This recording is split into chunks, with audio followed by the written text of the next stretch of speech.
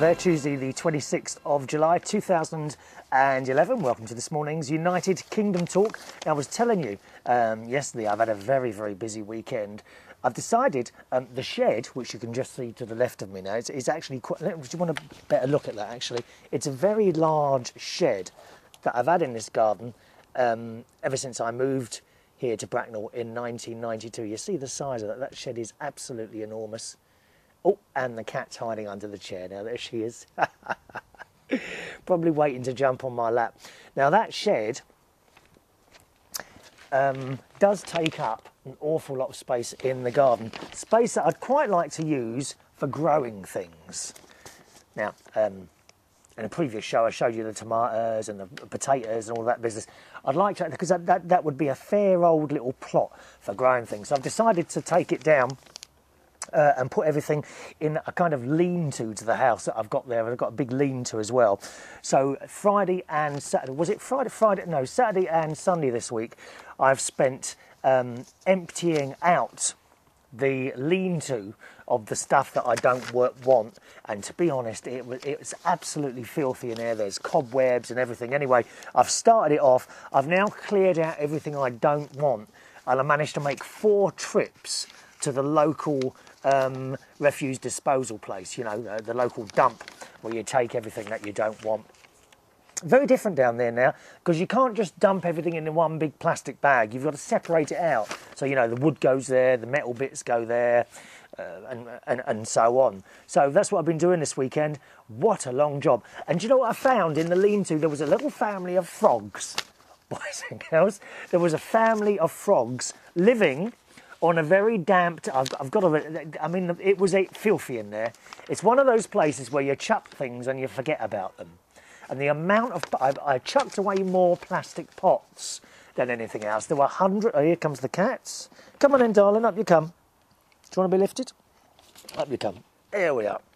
All right. There were more pots than anything else. I've never seen so many pots in all my life. And I would say I chucked away between 1/2 and 2/3 of everything that was in there. Just rubbish. Just rubbish. And the thing is, you've got to be ruthless.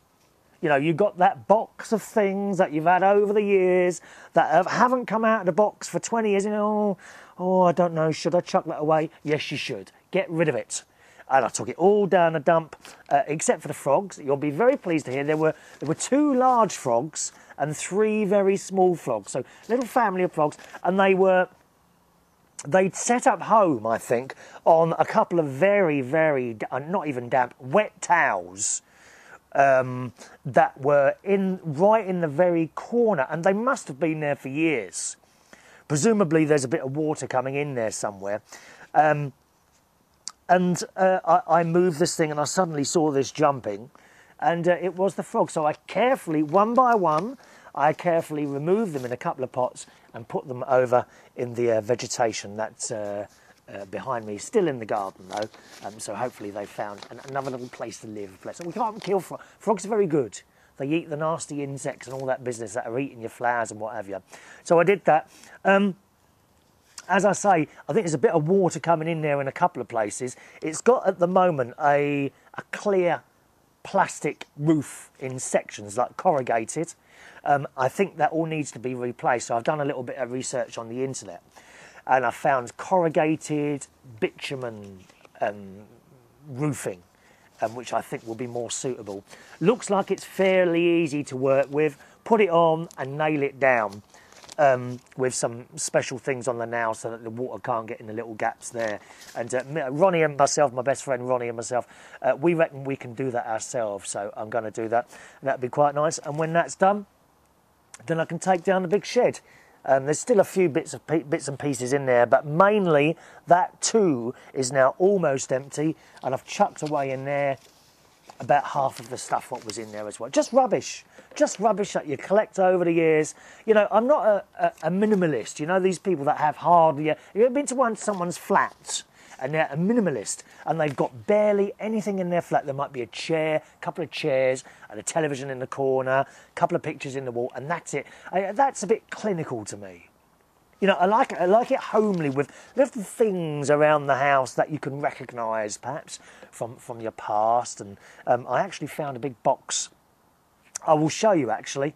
I'll show you in a couple of shows, or maybe next show or the show after. I found a big box of things that I've collected, cups mainly, cups I've collected, some from my mum's house, some from various places I visited over the years.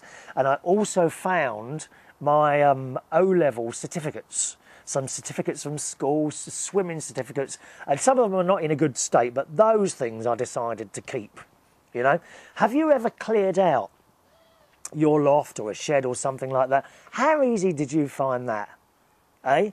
What did you keep and what did you throw away? Let me know on the email. The email address to this show is chris@unitedkingdomtalk.co.uk. Right, chris@unitedkingdomtalk.co.uk.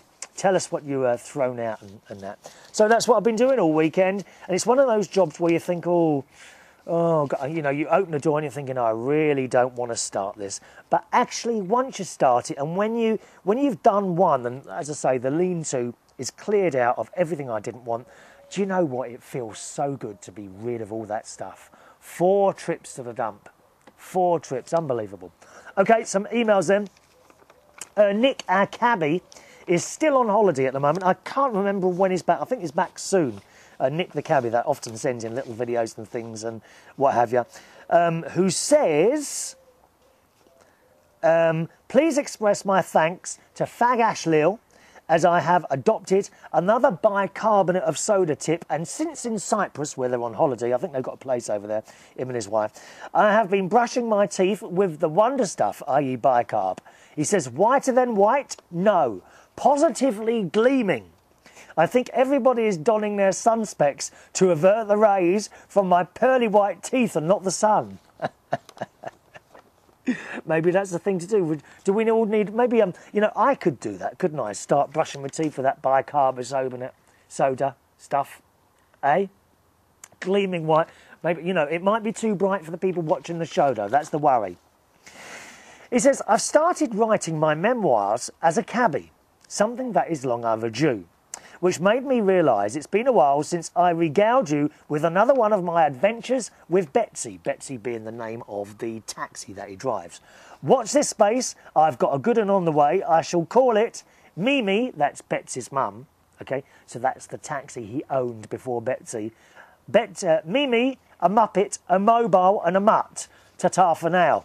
And that's from Nick, who's on holiday at the moment in Cyprus. Thank you, Nick. Yeah, good idea to write that memoirs thing.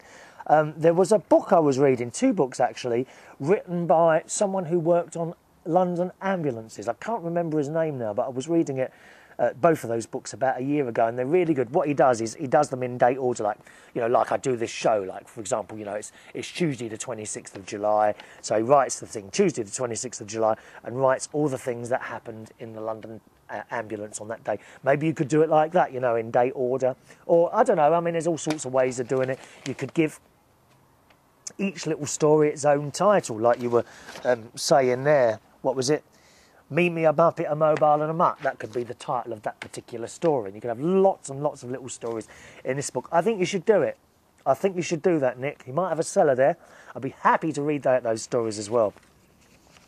Hello to Mandy Johnson, who's in Essex. Hello, Mandy, a friend of Ronnie, who writes, Ronnie, fish and chicken, I say tut, tut, tut. I'm not quite sure what you mean by that, Mandy, but I read it out anyway. All right, my darling, thank you. Sharon is shocked and horrified to hear Ronnie call her common, okay? I'm shocked and horrified to hear him call my dear, dear sister common. It's a liberty, that's what it is.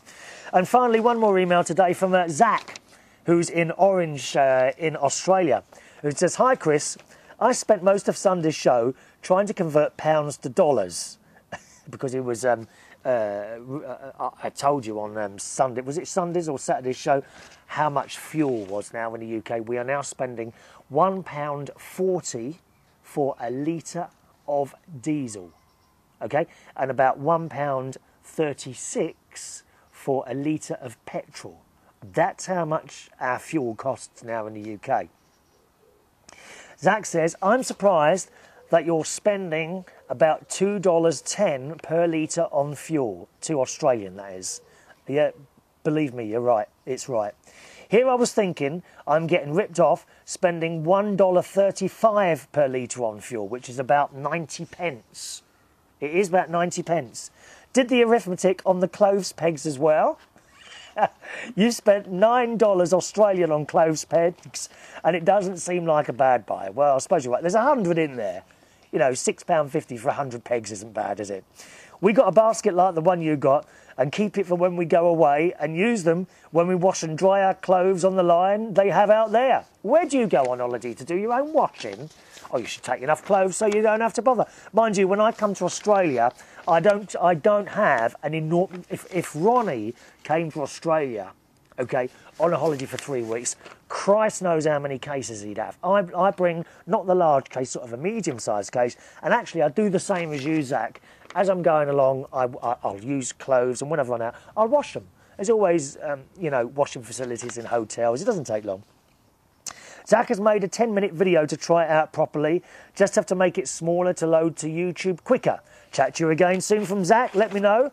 Let us all know, Zach, when you've uploaded your show, and let us know where we can watch it as well.